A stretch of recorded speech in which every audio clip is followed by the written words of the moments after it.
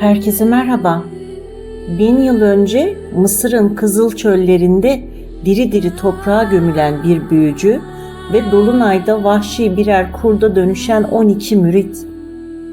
Bu lanetin Antalya'nın sessiz bir yamacında Şeytan Tepesi'nde yeniden uyanacağını kim tahmin edebilirdi? İstanbul'da bir akıl hastanesinin kör odasında başlayan gizemli cinayetler, çalınan kraliçelik yüzükleri, kurban edilen çocuklar ve karanlıkların prensi Kefra. Kulaklarınızı açın ve sessizliğe gömülün.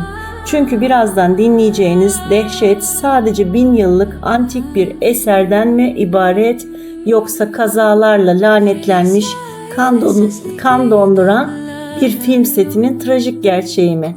Sesler yaklaşıyor, zaman daralıyor. Şeytan Tepesi'ne hoş geldiniz. Firavun Ramses'in kızı Arisis'in hayat hikayesini en az benim kadar biliyorsun. Evet, biliyorum. Bu hikayenin Kahire'nin özellikle kenar mahallelerinde bir şekle sokulduğunu da biliyor. İster 1000 şekle sokulsun, ister 2000. Hikayenin sonu hep aynı ama trajik bir son. Londra'dan buraya Arisis'in saçma hikayelerini dinlemek için gelmedim. Esas konuya girsen iyi ol. Haklısın. Seni Londra'dan acil olarak çağırmamın sebebi aynı döneme ait başka bir hikaye. Hikayeye göre Arisis ölünce Firavun, Arisis'in büyücüsü Kefra ve 12 adamını Mısır'dan uzak bir yerde diri diri toprağa gömdürmüş. Kefra ve 12 adamını toprağa gömenlerin tümü Mısır'a döndüklerinde Firavun'un askerleri tarafından öldürülmüş. Mısırlı antikacıların eşyalarını satabilmek amacıyla uydurduğu saçmalar dur hikayemiz bitmedi. Başka bir hikayede ise büyücü Kefra'yı gömen kölelerden birinin Mısır'a dönmediği ve kaçarak izini kaybettiği söyledi. Hem yorgun hem de uykusuzun lütfen konuya gir. Pekala. Antalya yakınlarındaki antik tiyatronun yapı şeklini incelerken temeldeki taşlardan birisi ilgimi çekti. Taşı temizledim, sonunda inanılmayacak bir şey ortaya çıktı. Mısır dönemine ait hieroglif bir yazı. İmkansız. İmkansız mı? Bak, bu resim bulduğum taşa ait. Üzerindeki yazıları okur musun lütfen? Peki. Tanrı Arisis gökyüzüne çıkınca Firavun onun lanetledi ve büyücüsü Kefra'yı...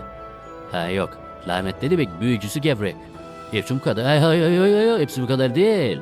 Antik tiyatronun yapımında kullanılan taşların Şeytan Tepesi denilen yerden getirildiği tespit edildi. Yaptığım araştırmalar sonunda da bu taşın yarısını da Şeytan Tepesi yakındaki bir köy camiinin duvarında buldum. İşte bu da ikinci resim. İkinci taşın resmi. İkisini birlikte okur musun lütfen? Tanrı Arisis gökyüzüne çıkınca tabii onu lanetini ve büyücüsü Kefra'yı 12 rahibiyle yeniden doğacakları güne kadar toprağa gömdü. Bitti mi? Yazıyı soruyorsan evet. Bu yazılar efsanenin gerçek olduğunu kanıtlıyor. Heyecanlı çok yerlerim. Ama bulduğum bu taşlar efsanenin gerçek olduğunu ispatlamaz. Neden?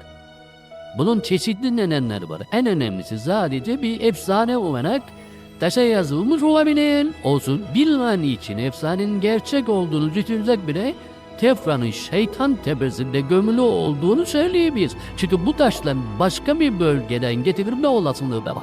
Mezar Şeytan Tepesi'nde olmasa bile oldukça yakınımda. Benim bunların hepsi varsayım. Bu kabilenin binlerce kilometrelik düşman toprağından görünmeden geçmesi mümkün değil. Ya deniz yoluyla geldilerse dersine iyi çalışmışsın ama sınıfta kaldı. İşte burada. Bak şu kitaba bak. Bu kitap Anadolu efsaneleri üzerine yazılmış. Şeytan Tepesi'ni anlatan bir sürü bölüm var. Of, dinle bak şimdi. Şu bölüm oldukça ilginç. Evet. Ay tepsi gibi olunca Şeytan Tepesi'nden iniltiler yükselmeye başlar. Taşlar yarılır, toprak kızıla boyanır. Bula benzer binlerce öykü var. Canım, bu konuda haklısın. Selçuklular küçük çocukların kurban edildiği gizli tapınağı Şeytan Tepesi'nde bulmuşlar. Ve tapınağın bütün rahipleri kafaları kesilerek cezalandırılmış. Tapınak taş ve toprakla örtülerek gizlenmiş. İşin ilginç yanı da tapınağın baş rahibi Mısırlı Ummul Harlot'la. Bu parçayı Şeytan Tepesi'nde yaptığım kazılar sırasında buldum. İşte bezi aç ve içindekine dikkatle bak. Mısır dönemine ait. Evet, bu sür dönemine ait adak bıçağı. Bu sap kısmındaki yazı yok asıl. Efendimiz Karanlıklar Prensi Kefer. Ya, başın ya. Evet, konu oldukça ilginç. Dur canım, ben konudan bahsetmedim. Bıçak oldukça ilginç. Çünkü bu bıçağın bir eşi de Arisis'in mezarında bulundu. Paha biçilinmez bir sanat eseri bu. Pekala dostum, şimdi benden istediğin nedirse bunu söyle.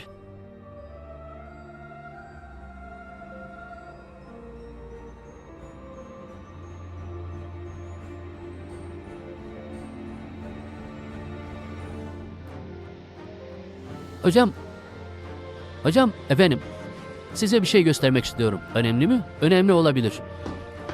Bakın, şu büyük taşa dikkatle bakar mısınız? Özelliği olmayan sırada bir taş. No incelerlersiniz, yanılıyorsunuz. Bu arazi volkanik bir yapıya sahip.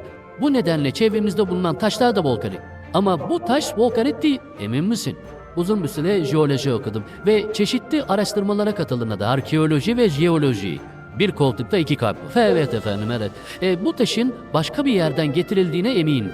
Volkanik bir arazide volkanik olmayan bir taş. Özel bir işaret olabilir. Hey, aşağıdakiler, kazma ve kürekleri getirin. Allah'ım ne olur beni utandırma. Bulunduğumuz yamacın her tarafını ot kaplamış. Ama taşın çevresinde bir tane bile ot yok. Bir yapısal değişiklik olabilir. Bunun toprağına bol miktarda kül karıştırılmış efendim. Evet efendim, kül karıştırılmış. Galiba aradığımızı bulduk Tarık. Taşın etrafını açın. Evet, açın.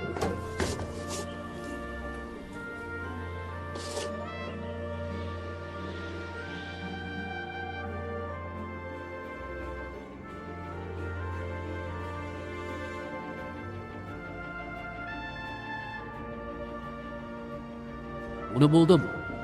Bu böyle buldum. Bak, taşın üzerinde kabartmalar var. Fırçayı verin bana, fırçayı verin ha. Böyle. Bir bak. Ola dur. O Firavun'un mığırı. Evet size söylemiştim. O Kefra'nın şeytan tepesinde gömülü olduğunu söylemiştim. Taşı kenara çekin. Acele edin. Hey. Mezarın cilisi. Lappaları getirin.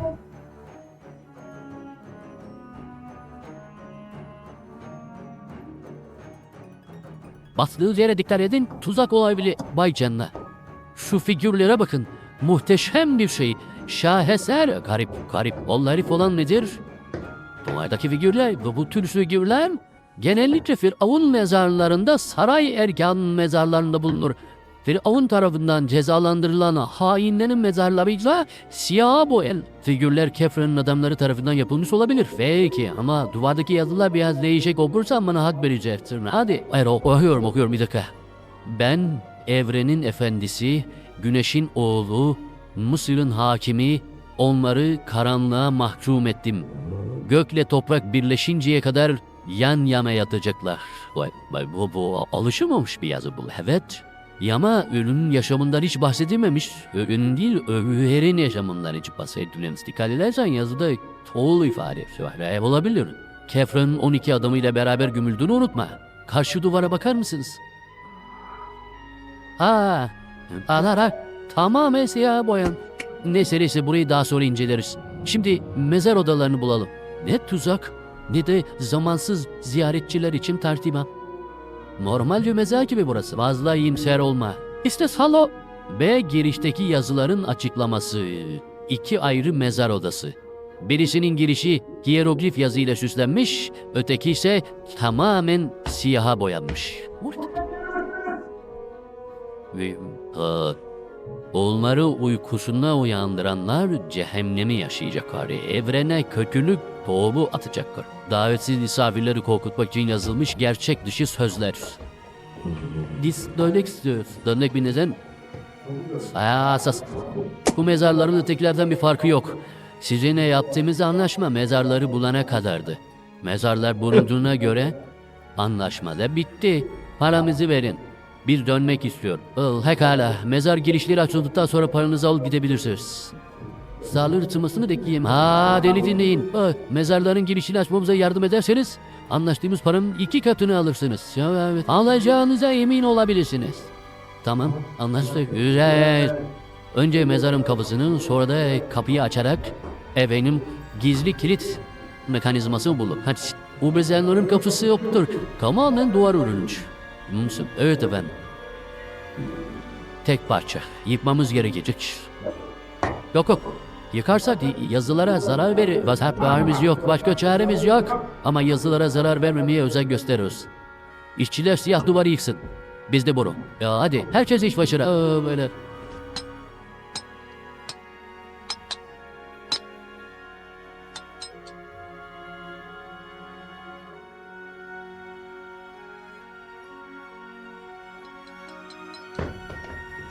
Fenerleri yukarıya kaldır.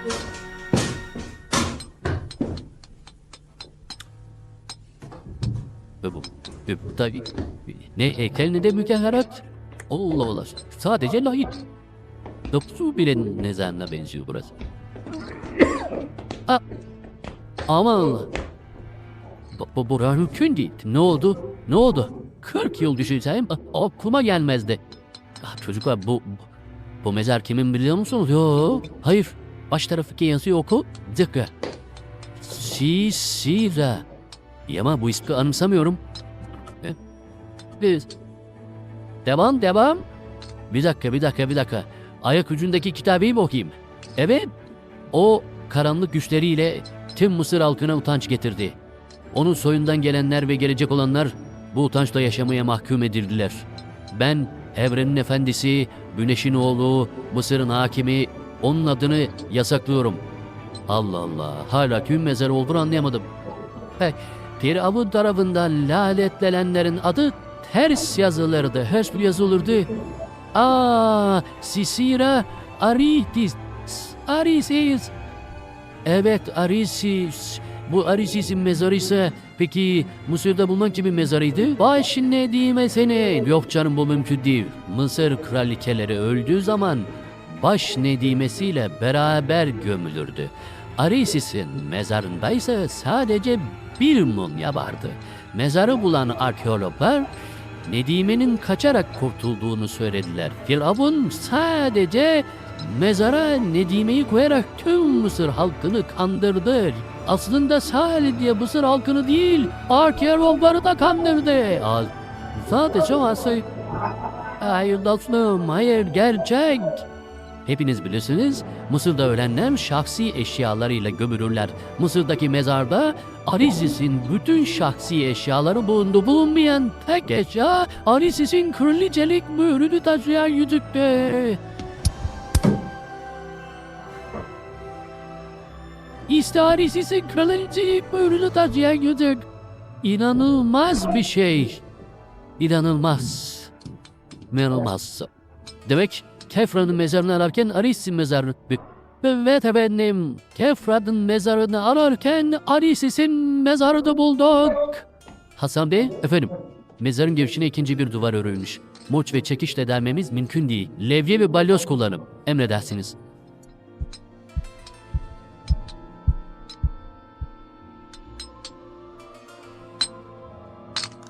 Levye ve balyoz kullanmamızı söylediler. Şu işi bir an önce bitirelim. Burası beni korktu ve ben...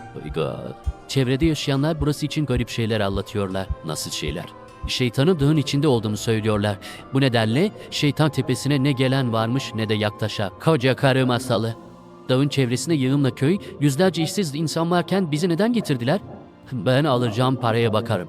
Burada gerçekten şeytan varsa o bizden kopsun.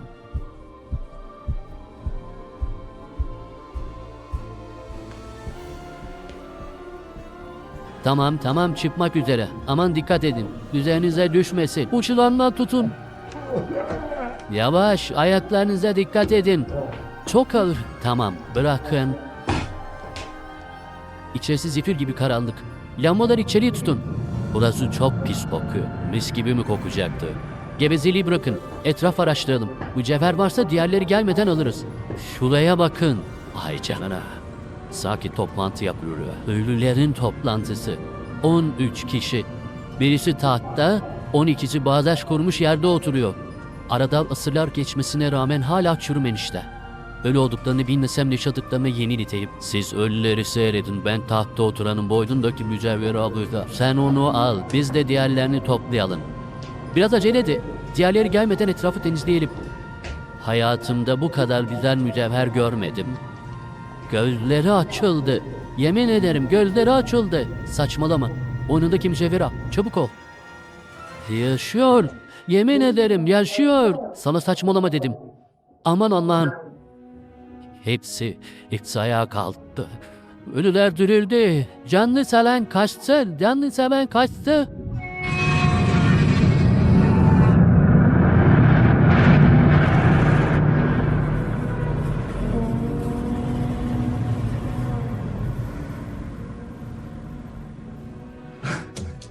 Çığlığı duydunuz mu?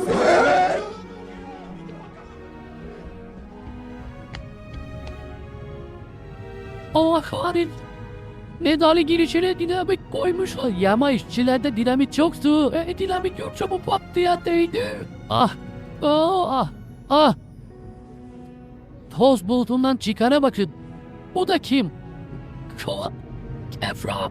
Kefra mı? Gecelerin efendisi. Ailesi büyüyeceksin. Şehadet. Şehadet gerçekleşti.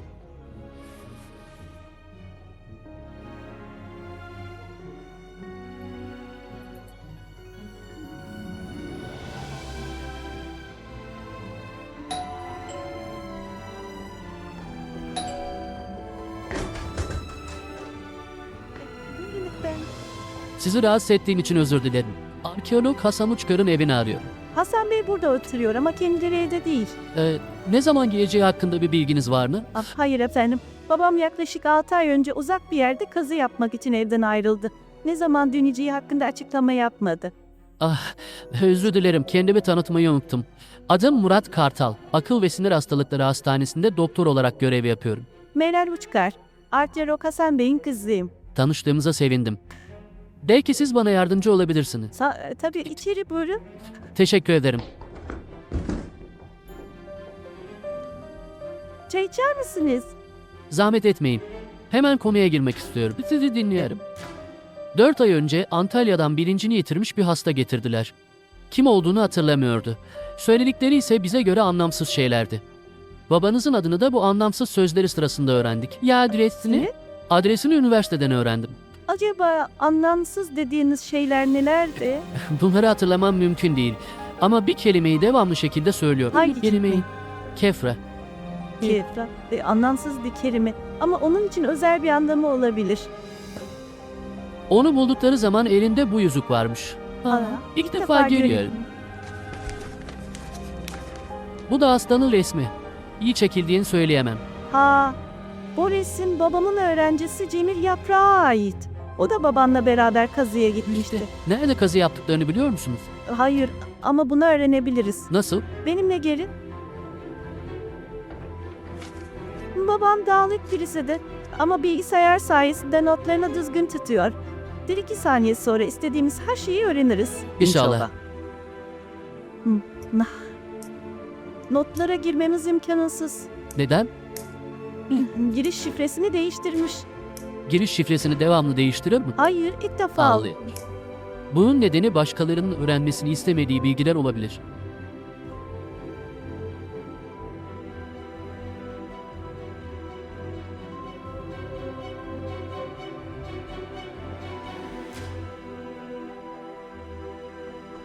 Merhaba doktor. Belki zamanı değil ama bazı şeyleri açıklığa kavuşturmamız gerekiyor. Siz kimsiniz? Cinayet masasından başkomiser Vedat. Konuşacak halde değilim. Olabilir ama siz konuşmak zorundasınız. Neden? Hastalarınızdan birisi servis hemşiresini öldürerek intihar etti. Konuşmanız için yeterli değil mi? Neyin yeterli olacağına ben karar veririm. Haklısınız. Ama karar vermeniz için 10 saniyeniz var. Bu bir tehdit mi? İstediğiniz gibi kabul edebilirsiniz. Seni korkutamaz, saçmalama. İçeride boğazına şırınga saplanmış bir kadınla kendini pencere demirlerine asmış bir adam var. Bunun nedenini birisi açıklamak zorunda. O hastanın hemşireyi öldürmesi mümkün değil. Emin misin? Evet. Çünkü başına vurulan darbe yüzünden 2 gözü de kör olmuş. Giriş kapısının kaç anahtarı var? 2. Birisi bende, diğeri de öldürülen hemşirede. Anahtarlardan birisi sizde, diğeri de öldürülen hemşirede. Hemşire kendisinde bulunan anahtarla kapıyı içeriden kilitlemiş. İkinci anahtar sizde ise cinayeti işleyen kişi ya da kişiler içeriye nasıl girdi? Yanlış anlamayın, sizi suçlamıyorum ama her ihtimali değerlendirmek zorundayız. Affedersiniz, bir soru sorabilir miyim? Elbette. İçeriye girdiğiniz zaman hemşirenin anahtarı neredeydi? Kilidin üzerinde. O kilitlerin bir özelliği var. Üzerinde anahtar bırakılmışsa öbür anahtarla ne açabilirsiniz ne de kapatabilirsiniz. Sahi mi? Evet. Deneyin.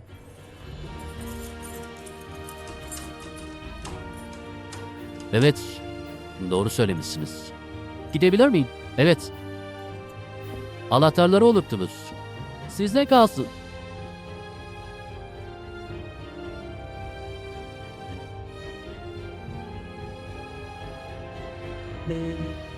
Böyle.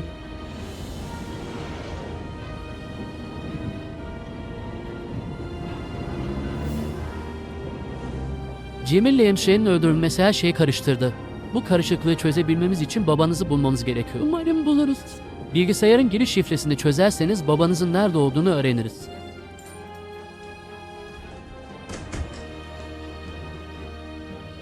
Eve hırsız girmiş. Her tarafı dağıtmış.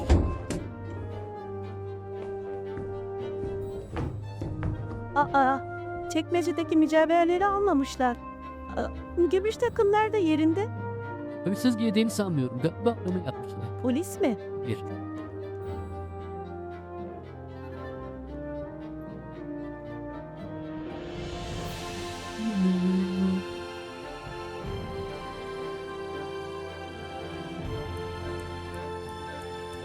Lanet olsun. 4 saat oldu. Hala giriş şifresini bulamadık. Bulmamız lazım. Bütün kelimeleri denedim. Denemediğin sadece bir kelime kaldı. Hangisi? Kefra. Evet. Yaşasın. Bilgisayar şifreyi onayladı. Bilgiler ekrana gelmek üzere. Öğrenci notları, çalışma programı, arkeolojik kazılar, Antalya araştırmaları, Müzeler Müdürlüğü yazışmaları. Dur. Geriye al. Hangisini? Antalya araştırmalarına. Tamam.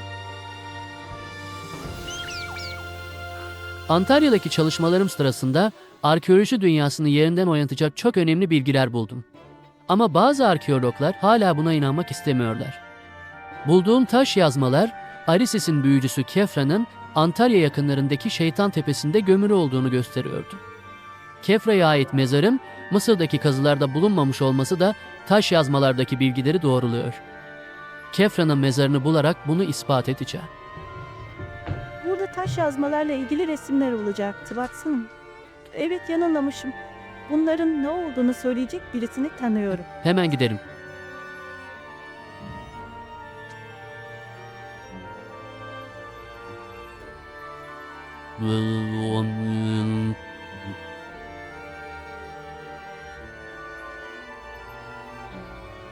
Gece yarısı olmak üzere çok geciktim. Neyse ne olur. Hemen dışarı çıkmalıyım. Aman tanrım. Sanki kıyamet kopuyor. O kurt da nereden çıktı ya? De bu. Galiba saldıracak. Ses.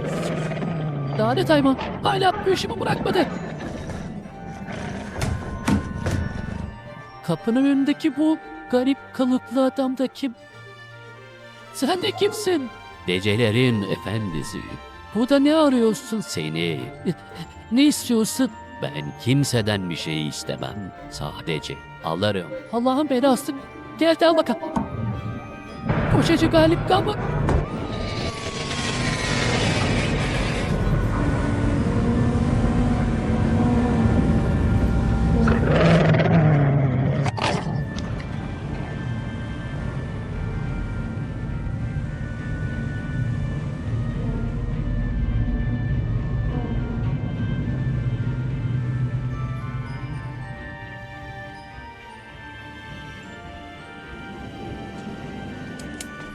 Sorularımız biraz mantıklı olsun.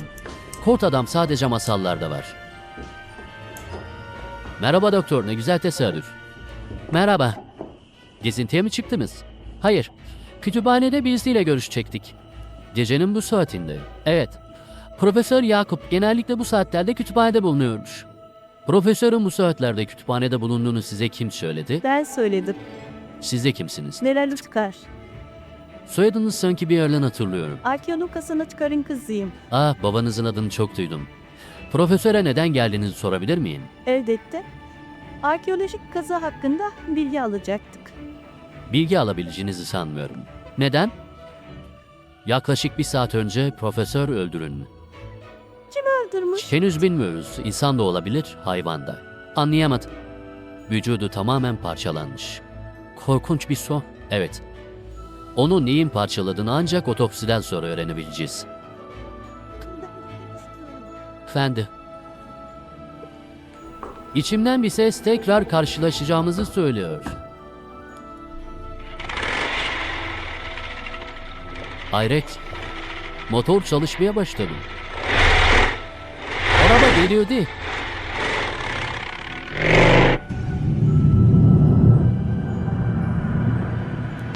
Bu da benim biri. Gece gezintisine çıkmış. Elbiseleri de garip. Sanki eski çağdan kalma. Hayret kayboldu. Hayal bir gördüm. Aman Allah'ım, dev gibi bir kurt. Saldırmaya hazırlanıyor. Yaklaş. Biraz daha. Tamam. Emini. Allah'ım, belası hayvan. Defolam.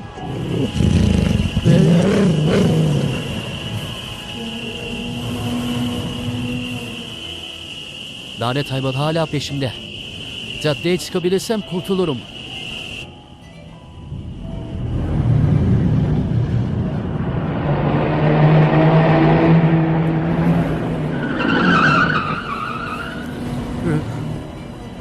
Şey olur mu? Hayır. Doktor Murat. Ayralı konseri. Gece koşudan mı çıktınız? Yo hayır, gölgemi yakalamaya çalışıyordum. Peşimden gelen kurt köpeğini gördünüz mü? Kurt köpeğin? Evet. Hayır görmedim. Neden sordunuz? Bir kurt köpeği neredeyse beni parçalayacaktı. Herhalde hayal gördüm. Hayır, gördüğüm şey hayal değildi. Çok çalışıyorsunuz. Biraz dinlenin, saçmalama. Hayal görecek kadar ne yoruldum ne de bunadım. İsterseniz sizi evinizde bırakabiliriz. Teşekkür ederim. Önce tabancamı bulmam gerekiyor.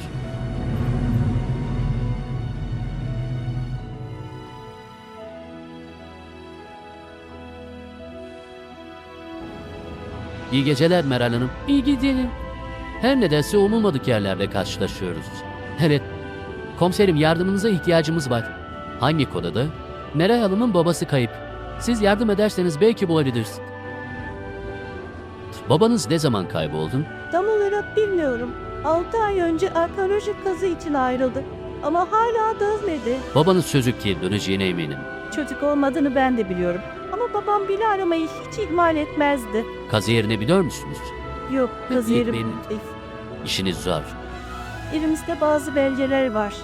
Belgelerinizi görebilir miyim? Tabii. Babamın son notları Antalya yakınlarındaki Şeytan Tepesi ile ilgili. Ama Antalya polisi babamın Şeytan Tepesi'nde bulunmadığını bildirdi. Arabanın iç ışığını yakar mısınız? Teşekkür ederim. Bu yüzük Mısır dönemine ait. Kaç kısmında kral ya da kraliçenin armasını taşıyan mühür, halka kısmında ise bu mühür kralı temsil eder yazısı var. 2 tane de resim var.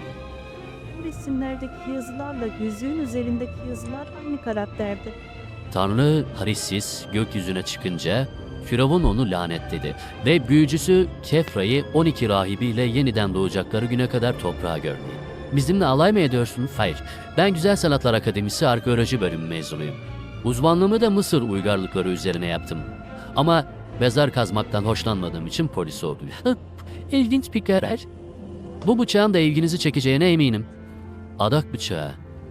Eski Mısır döneminde Tanrı'ya adanan kurbanların kalpleri bu ve buna benzer bıçaklarla çıkartılırdı.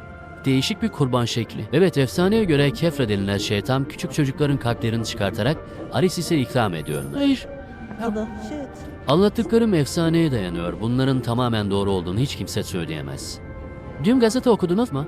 Yo, işlerim çokluğu nedeniyle okumaya fırsat bulamadım. Dünkü gazetelerin tamamında Antalya'da kaybolan küçük çocuklarla ilgili haberler vardı.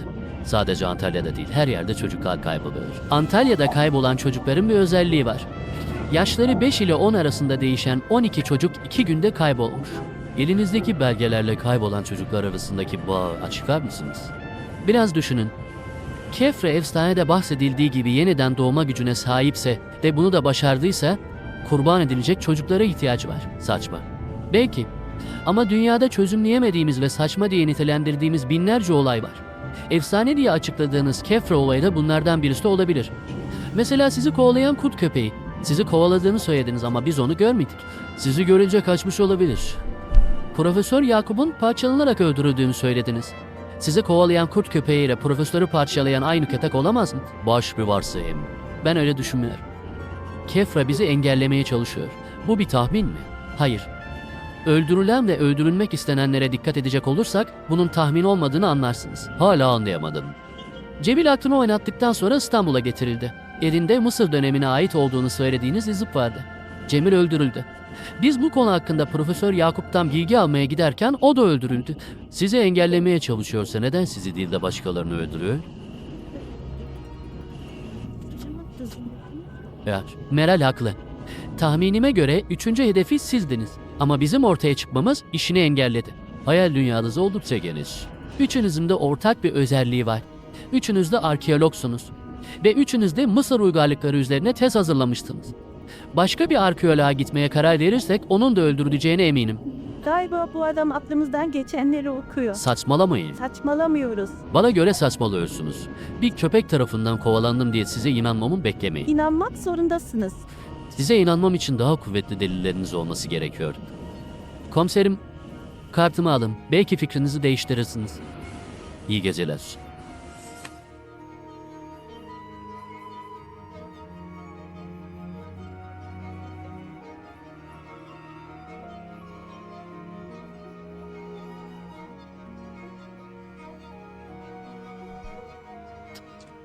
Otopsi raporu okumaktan nefret ediyorum. Bulguları anlatırsanız sevinirim. Hemşirenin boynuna saplanmış olan şırıngada bol miktarda uyuşturucu bulundu. Özetleyecek olursak hemşire uyuşturucudan ölmüş. Aman tanrım. Korkunç bir şey. Hayatımda böylesine vahşet görmedim. Bunu yapan insan olamaz. İnsan mı? Hayır komiserim. Bunu yapan insan değil. Emin misiniz? Evet. Kol ve bacaklarında gördüğünüz yaralar keskin diş izleri. Aynı izler maktulün boyun kısmında da var. Göğüs kısmı ise tamamen parçalanmış. Sanki kalbini çıkartmaya çalışmış. Bu bulguları çeşitli aletlerle bir insan da yapabilir. Haklısınız. Ama bazı bulguları insanların yapması mümkün değil. Birincisi diş izlerinin bulunduğu yerlerdeki hayvan salyası. İkincisi yaraların içinde ve çevresinde bulunan kıllar. Hayvan hakkında bildiğiniz var mı? Kurt. Şehrin ortasında vahşi bir kurt.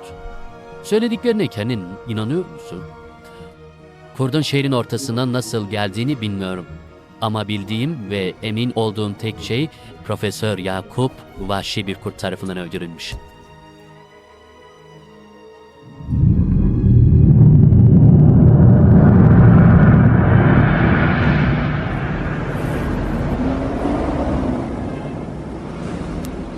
Gece yarısı olmasına rağmen dükkanlar hala açık.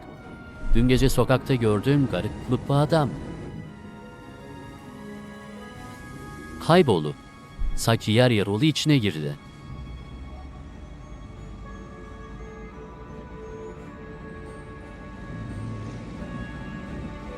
İçimden bir ses o adamın beni takip ettiğini söylüyor. Yakalarsam amacın ne olduğunu öğrenirim. Geceki kurt köpek. Lanet olası çok hızlı koşuyor. Saklanacak bir yer bulmalıyım. Adam işlerini boynumdan uzak tutmalıyım. Silahımı çıkartabilirsem işim biter. Tamam. Şimdi günüm. Tanrım. Öldürecek.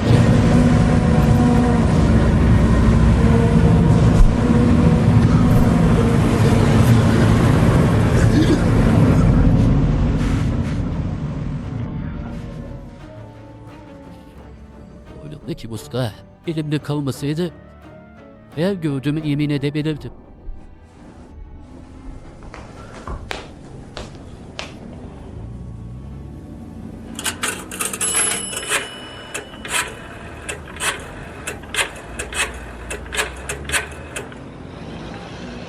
Hadi. Hadi aç şu telefonu, aç artık. Alo. Alo Murat Bey. Evet benim. Benim. Size yardım etmeye karar verdim. Tamam. Tamam, saat 4'te terminalde buluşuruz. Hayır. Bize gerekli olan malzemeleri Antalya'dan alırız. İyi geceler.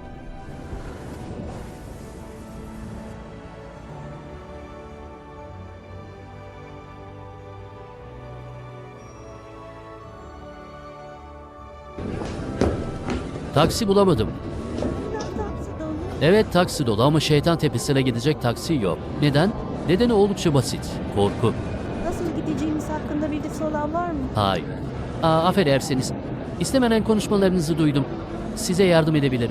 Nasıl? Eski bir arabam var. İstediğim fiyatı verirseniz dağın altındaki köye kadar götürürüm. Para önemli değil. Pekala. Arabam terminalin dışında. Valizlerimizi alalım.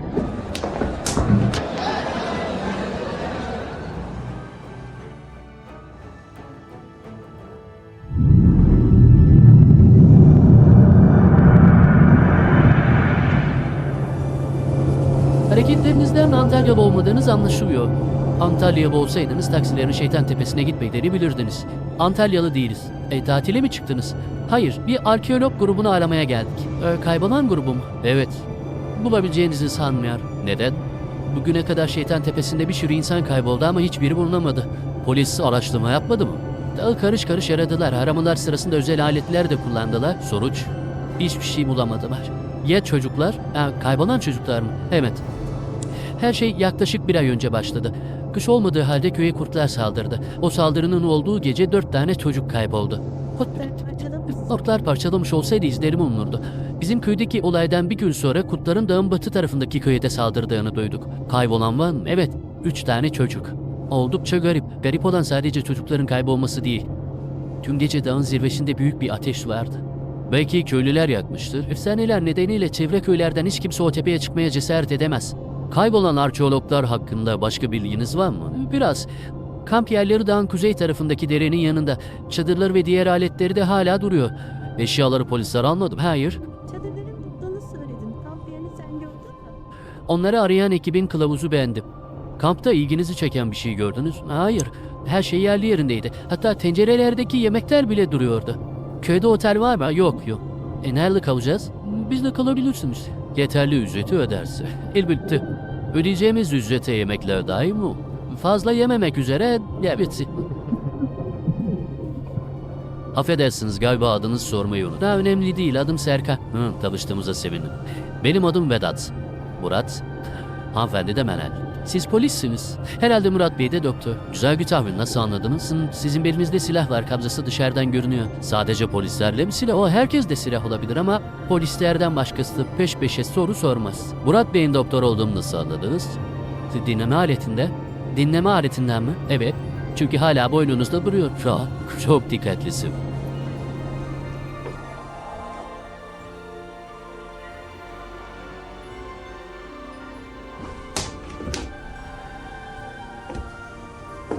Tören için her şey hazır. Mabetteki meşaleleri yakın. Kutsal yüzük olmadan törene başlayamayın. Savriyeci Yeşer Dağı'nda olacak.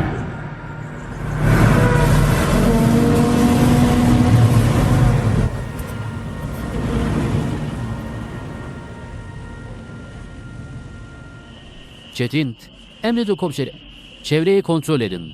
Bu kurt ulumaları sinirimi bozmaya başladı. Başına komiserim, gece yarısı oldu, sakın dışarı çıkmayın. Köyde gece yarısından sonra sokağa çıkma yasağımlar. Hayır ama dışarısı tehlikeli olabilir. Dışarıdaki tehlikeyi içerideki tehlikeye tercih ederim. Çetin sen söylediğimi yap ama evden fazla uzaklaşma. Biz de yatalım. Sabah erkenden yola çıkacağız. Haklısın.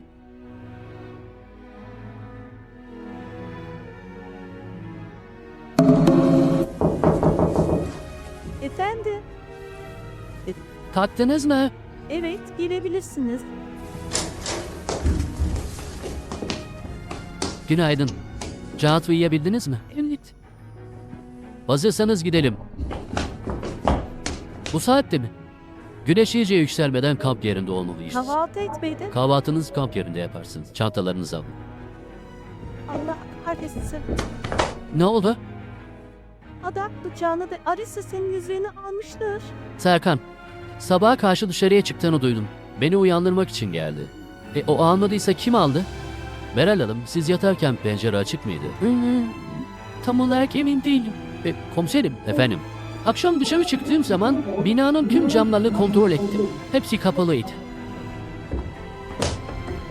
Kilimde, camın pervazında... Evet, buralarda o itin ayak izleri var. Bıçakla yüzüğü kimin aldığını buldum. Kim almış? Bir kurt. Alay mı ediyor? Hayır, gerçeği söylüyorum. Hırsız, tehlikeli ve kötü niyetli bir kurt. Senin misin? En az adım kadar eminim.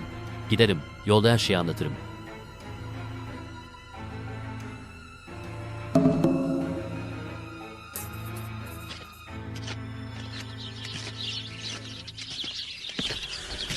Serkan, efendim, kamp yerine ne kadar kaldı? Yaklaşık 5 kilometre. Vedat Bey, adak bıçağıyla Alesis'in yüzüğünü bir kurtun aldığını söylemiştiniz. Bu mümkün mü? Bizim için mümkün olmayan şeyler Kefra için mümkün. Nasıl? Kefra ve rahipleri şeytani bir güce sahip. İstedikleri kılığa rahatlıkla girebiliyorlar. Özellikle de kurt kılığına. Hükümet doktoru Profesör Yakup'un bir kurt tarafından parçalandığını söyledi. Beni de önce kovaladı, sonra parçalamaya çalıştı. Meral'in yattığı odanın kilimlerinde ve camın pervazında da kurda ait ayak izleri vardı. Sizin anlayacağınız o şeytan kurbanlarını kurt kılığında saldırıyor. Ama kadın bilmiyordum. Bilmiyorum, belki de öldürecek zaman bulamadı. Ya da aradığını bulduğu için öldürmedi. Hepsi mümkün. Kefra ve rahiplerinin bıçak ve yüzüğü bulmak için İstanbul'a geldiklerine eminim. Ve biz de farkına varmadan onlara yardımcı olduk. Evet, ama Kefra denilen şeytan yüzükle bıçağa neden bu kadar önem veriyor? Kefra'yı bulursak sorarız. Yaşamamıza izin verirse sorar. Korkmayın, benim kolay lokma olmadığımı biliyor. 3. defa saldırmaya cesaret edemez.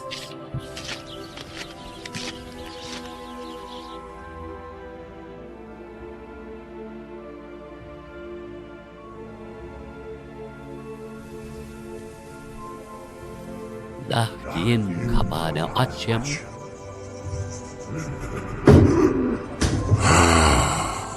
Gecelerin tanrısı, evrenin efendisi, Mısır'ın kraliçesi, seni selamlıyorum. Taraf başlasın.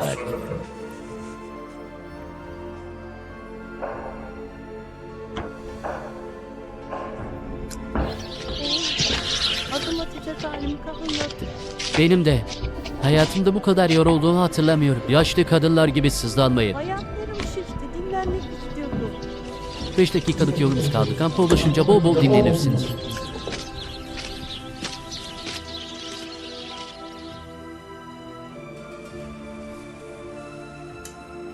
Sahip, düşmanlar yaklaşıyor.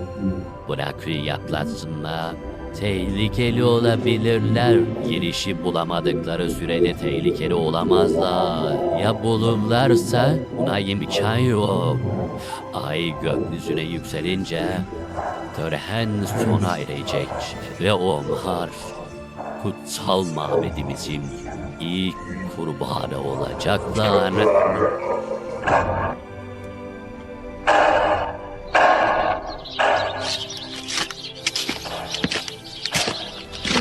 Bir ara yolculuktan öleceğimi sandım. Çadırlar, mutfak malzemeleri, uyku tulumları, her şey yerli yerinde. Yaptıkları yemek hala tencerenin içinde. Kötüye işaret.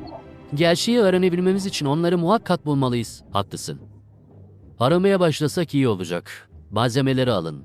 O güneşin batmasına 5 saat var. Biraz daha dinlenebiliriz. Güneş batmadan girişi bulmalıyız. Ekiptekiler girişi bulduysa biz de bulabiliriz. Araştırma ekibiyle her tarafı araştırdık ama girişe benzer bir şey bulamadık.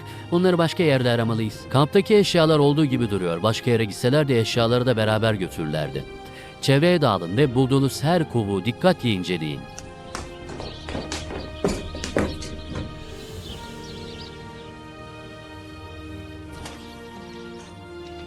Komiserim, buraya gelir misiniz? Geliyor o. Ne buldun? Şuna bakar mısınız? Küçük bir çocuk ayakkabısı. Fazla kullanılmamış, evet oldukça yeni. Unutulmadığı veya atılmadığı kesin. Haklısınız efendim. Ayrıca bir grup çocuğa ait ayak izi de buldum. Nerede? İşte tam önünüzde benim. Çocuklara ait değişik ayak izleri. Birisi tek ayakkabılı. Ayrıca büyük de adama ait ayakkabısız ve çorapsız çıplak bir ayak izi. Taş ve diken dolu bir arazide çıplak ayak izi. Garip. İzler yukarıdaki kayalıklara gidiyor. Bakın izler sona erdi. Evet, kayalara tırmanmış olabilirler. Yo, küçücük çocukların bu kayalara tırmanması imkansız. Kayalara tırmanmadılarsa nereye gittiler bilmiyorum. Burası dağın kuzey tarafı. Güneş görmediği için kayaların yüzeyini yosun kaplamış ama bak önünde durduğumuz kayanın üzerinde yosun yok. Neden acaba? Kayanın arkası boş olabilir. Ya da sıcak hava akımı. Mesela şu çalılar diğer çalıların aksine devamlı oynuyor. Yanılmamışım. Girişi bulduk.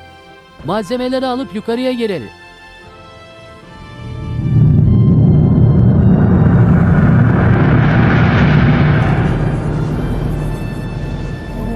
Çocukluğu getiri.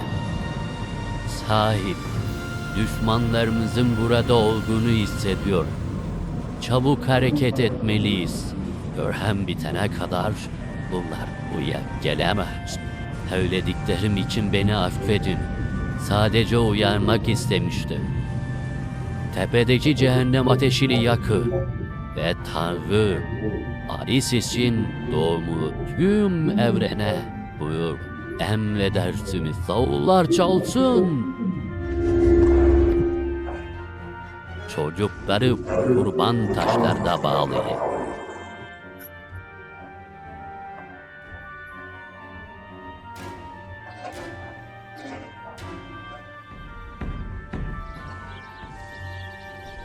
Serkan, efendim? Berat Hanım'ı köye götür. Gitmek zorundasın. İçeride bizi neyin beklediğini bilmiyoruz. Senin için çok tehlikeli olabilir. Ne olursa olsun sizinle kalmaya kararlıyım. İzin verirseniz ben de kalmak istiyor. Çedim, girişin iki yanına tahrip kalıpları yerleştir. Dikkat et dışarıdan görünmesi. Emredersiniz. Attığınız her adıma dikkat edin. Tamam komiserim. Girelim. Efsaneler doğruysa Kefra'yı yenmemiz çok zor olacak. İnşallah Kefra da senin gibi düşünür. Neden? Kendilerine çok güvenenler çok hata yaparlar. Haklısınız ama hata insanlar için. Eti, kemiği ve düşünme yeteneği olan herkes insanlayış. Girişin burası olduğuna emin misiniz? Hayır. Başıma mı yürüyorum? Belki. Sorulara anlamsız cevaplar veriyorsunuz. Anlamlı cevap için kesin kanıt olması gerekiyor. Burası Mısır'daki girişlere benzemiyor. Duvarlarda ne hieroglif ne de resim. Sadece yerdeki ayak izleri. Şşt, susun. Ve sessiz olmaya çalışın. Galiba içeride şenlik var. Tören davulları. Saklanın. Harika bir görüntü. Sanki Firavunlar döneminde yaşıyoruz. Görüntü seni aldatmasın. Kurban taşların üzerinde yatan çocuklar iğrenç bir olayın gerçek yüzünü yansıtıyor. Garip kılıklı 12 adam ve 12 çocuk. Sanki aile meclisi toplanmış. Böyle aile meclisi düşman başına. Mezarın kilidini açın. Yükseltin. Üzerimdeki ödüğü kavbara. Aresis. Bölgeni bilmesem yaşadığına yemin ederdim. Karşı duvara bakın. Lanet olsun. Bıçakla yüzük. Birer anahtarmış. Kefra denilen şeytanın neden bizim peşimizde olduğu anlaşıldı. Kefra'nın elindeki kavanozda acaba ne var? Yanılmıyorsam Arisis'in kalbi. Kalbi mi? Evet. Eski Mısır'da ölen kişi mumyalanmadan önce kalbi çıkartılır ve bir kavanoza konularak mezara gömülürdü. Kötü bir gelenek. Hayır dostum, gelenek değil. Sadece inanç. Mısır halkı öldükten sonra tekrar dirileceğine inanıyordu. Bu nedenle ölen kişinin hayati organları çıkartılarak ilaçlanıp kavanozlara konuluyordu. Acele etmezsek Arisis'i dirikmek için çocukları kurban edecekler. Çetin, çantadaki ipi çıkart. İpin bir ucunu sağlam bir yere bağla, diğer ucunu da aşağı sarkıt. Yandaki merdivenden inebiliriz. Hayır, merdiven tehlikeli olabilir. İple onları hissettirmeden arkalarına inebiliriz. İpi sarkıttım efendi. Tamam. İlk ben ineceğim. Sonra Murat ve Çetin. Serkan, sen Meral Hanım'la burada bekleyeceksin. Gambersiz düğün olmaz. Ben de sizinle geleceğim. Pekala, madem istiyorsunuz gelebilirsiniz. Tanrı'nın bekçi köpekleri evrene hükmetti yeryüzünden.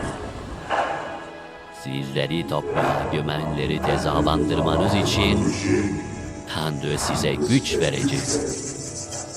Dukların kayıtlarını çıkartın. Ölümlüler mabedin kutsallığını bozdular. Yakayın.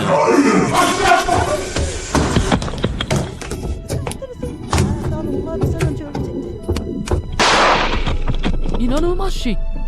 Vergilen istemiyor. Onları. Bu da çıkmak istiyorsak onlardan daha çabuk davranmalıyız. Arkadaşlara yardım etmeliyiz. Meraklanma, Çetin başın çaresine bakar. Ya Meral Hanım Çetin'i dillerse sağ kalır. Kulaklarını aç ve beni iyi dinle. Bu el bombasını karşıdaki sütunlara doğru atacaksın. Bomba patladığı anda Serkan çocuklara doğru koşacak.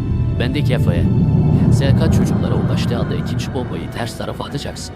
Değişik yönlerden gelen patlama sesleri rahipleri ve Kefa'yı şaşırtırsa onlarla kolay savaşırız. Yoksa bu odada hiçbirimiz sağ çıkamayız. Ay, çok kaçıcı Galip anladı. Dayanmalısın. Yorgunluktan bayılmak Üzereyim. Yahu şu balkayla dik. İmkan. Artık koşamam. Pekala. Gelenleri karşılayalım. Gelin bakalım. Cehennem katkıları. Oysa gel öldü. Civardan kulaklar bizi öldüren. Haklısın ama bize başka yönelleri de var. Meral Hanım bu aracı su meşaleyi bana atın. Yakala. Gelin bakalım. Ateşten Korkuyor musunuz ha? Alın bakalım alın. Şimdi sıra sende.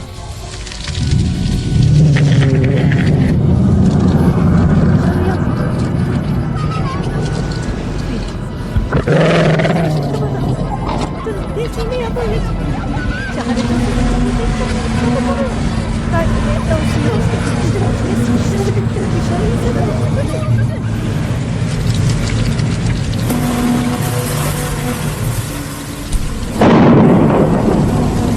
bombayı erken attı. Sen bana çok güzel götür. Ateşe koku var, meşaleleri var. Serkan, Murat, Çetin'i duydunuz. Meşaleleri alın, çabuk olun. Döndürün. Ettirin. Hayır, kalkıyor. Hepsi kut haline aldım. Hepsi değil. Kefra değişmedi. Kefra, adamları saldıracak olursa Haris denen bu şeytanı zayıf zayıf yakarım. Durmamı istiyorsan adamlarını uzaklaştır. Aferin. Adamların eski haline alması hoşuma gitti. Şimdi de boynunuzdaki muskaları çıkartın. Çıkartın dedim. Mahvoldular. Muskaları toplayıp yakın. Hayır Murat be, sen değil. Aptallığı yüzünden hepimiz ölecektik. Çetin, sen muskaları toplayıp yak. Serkan, sen de çocuklarla ilgilen. Tamam.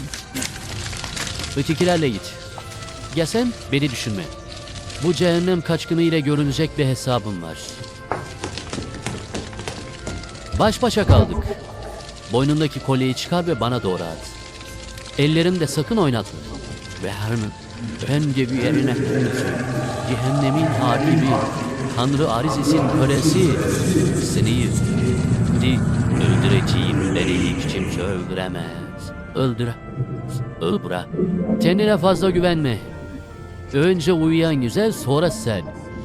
Sen Tanrı Arizis'e de onun kürelerine yaptıklarının cezasını çekeceksin. Git ve Tanrı Arizis'in bekçisi emir olacaksın. Ve şöyle şırışsın. Açmazsan beni parçalayacak. Yaklaşıyor. İpi yetişmeliyim. Şimdi arkanızda. Beni yukarıya çekmeye hazırlanın. Tamam, ipi yakaladım. Çekin. Bacağımı yakaladı. Bacağımı kurtaramıyorum, yardım edin. Dak. Sen de mi aşağı ineceksin? Hemen çabuk. Ben bugün de geçireceğim. Evet, tamam burnuma geçti. Bir teki. Çetin, emredin komiserim. Bana işaret bir şeyini ver.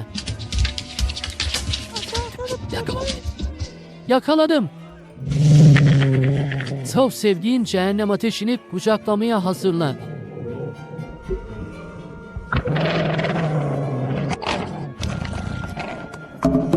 Çıkışa az kaldı. Tutulacak mı? Şüphen mi var? Hayır. Öyleyse koşmaya devam et. Bu hızla dünyanın öbür ucuna kadar koşarım. Çetin. Çocukların tamamı çıkartıldı mı? Evet efendim. Ya Meral Hanım? O da Serkan Bey'le beraber çıktı.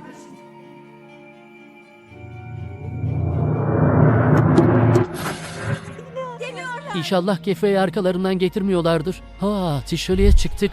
Kayaların arkasına geç şimdi. Dinamitleri patlat.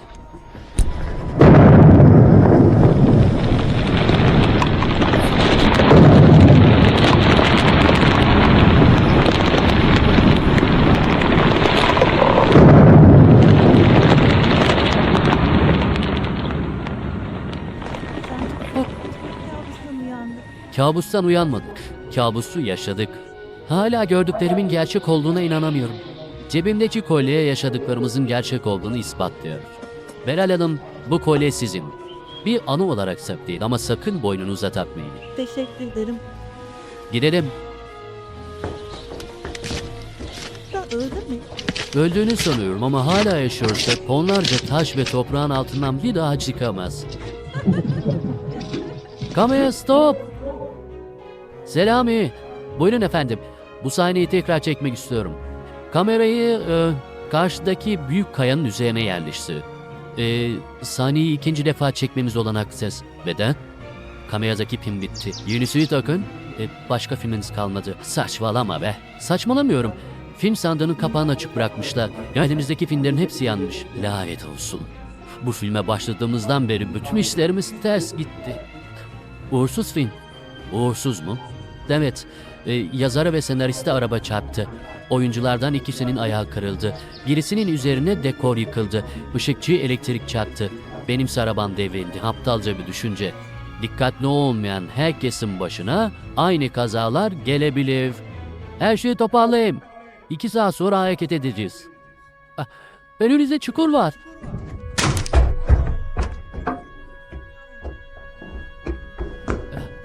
Yaralandınız mı? Ayağım. Ayağım kırıldı. Dikkatli olmayan herkesin başına aynı kazalar gelebilir.